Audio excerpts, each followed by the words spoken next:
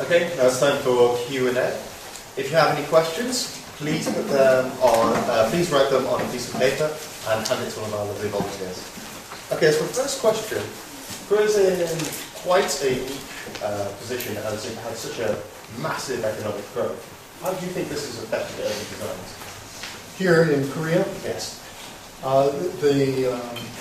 Whether it's Latin America or Korea or any of the other developing nations around the world, one of the things that occurs is this repeating pattern of imitating maybe some of the outer aspects of a more modern society, which usually includes the skyscrapers and the automobiles. So what you end up with is a rapid modernization immediately followed by traffic congestion and cluttered cities. So what people are doing, and I think what South Korea could do, is moderate the use of private automobile ownership and encourage the use of public transportation. So what's happening in Korea is nothing new.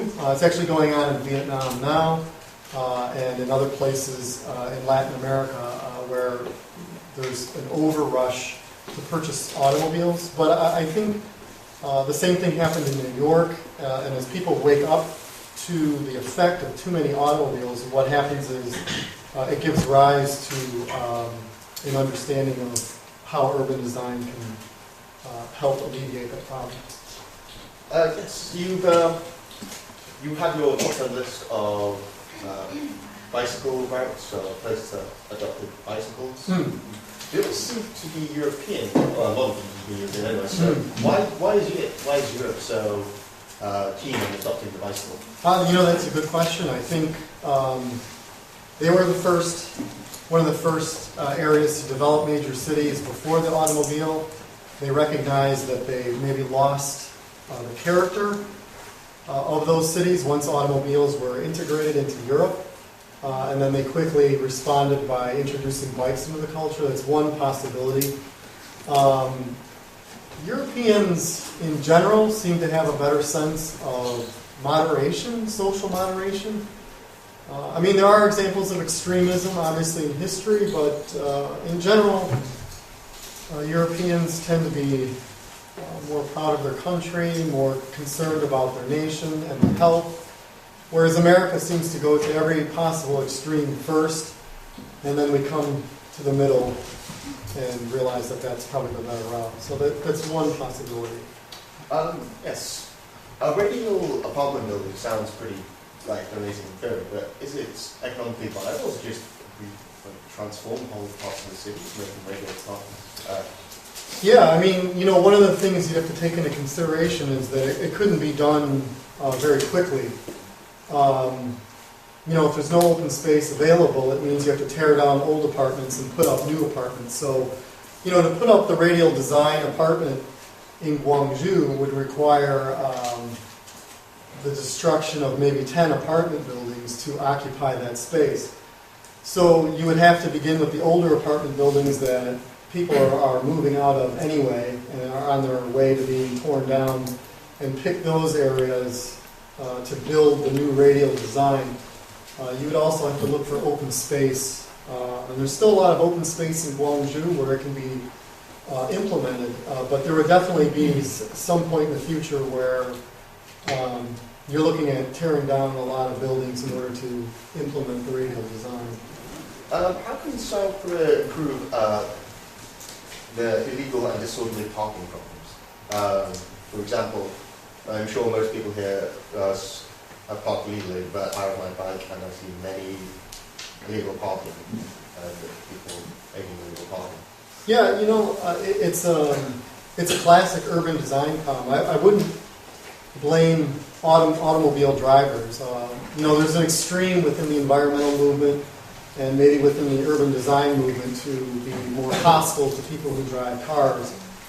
When I was in Chicago, I had driven up to Chicago with my friend, and there were some people on their bicycles, and they were swearing at us, and I thought, this is insane. If you're promoting the environment, you want to encourage people to ride bikes, the extremism towards the automobile is unnecessary. So I don't blame people. I believe if through good urban design, the government can create infrastructure that encourages people to transfer from automobiles to bikes, buses, taxis, trains. But it has to be a societal effort to encourage people to make that shift. I was thinking the main problem though is that even when there are bike paths, people just park on them. People drive on bike paths. People park in the middle of the road and then cars drive on bike paths. And so there are bike paths sometimes, but you can't use them.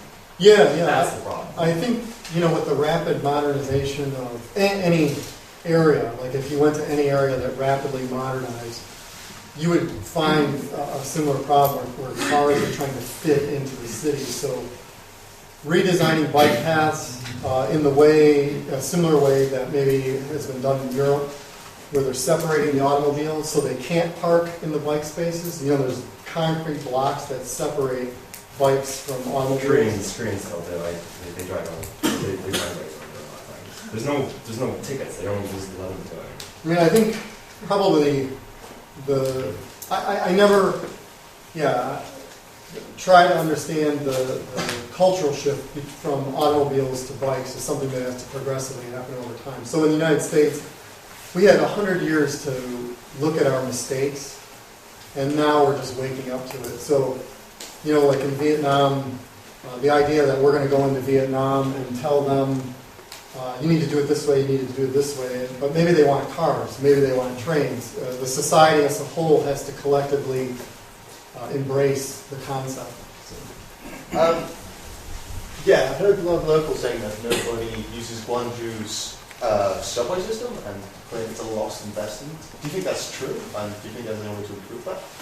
As far as the subway is concerned, I think it's clean, it's safe, and the amount of people that use the subway is going to depend on what it actually connects. So that's very important. If you're going to build a subway system, it has to connect the places of interest that people want to go to. So you want to connect downtown, World Cup Stadium, Kia Stadium, the government offices, education offices. You want to connect the things that people are interested in, and that'll make the subway more viable. But there's no question that making a subway is very expensive. I think there's been talk about creating a second subway line, and the cost is maybe like $1 billion. So, what you connect to will affect how the subway works. But I kind of love the Gwangju subway, so it's hard for me to say anything about it. Yes. One last question. Apparently it's the Korean culture of preferring to live facing southwards, and how does this affect lifestyles and how can this be improved? Can you repeat that? Koreans prefer to live in a house facing the south. Facing the south. Yeah. Oh, that's interesting. It's something I wasn't aware of. So, I guess I'm curious, is it a cultural preference? Is it a superstition? Is it because of weather? I'm not really sure. But, if one apartment building faces the south in a grid block apart, that means the other side of the building is going to be facing north and in a shadow all day. So, that would definitely be something if urban planners or designers were to construct a new apartment building, they would have to talk to the residents about how do they feel comfortable living in a radial design that might face slightly west or east or north or south. But I wasn't aware of that. So it's definitely something that would have to be discussed with the people. Okay, well, I have time for Q&A. There were so many questions I could not get through all of them, so I'm very sorry if I didn't get to ask a question. But I'm sure you're not going anywhere, so please feel free to come and talk to our speaker if you have any more questions. Thank you very much.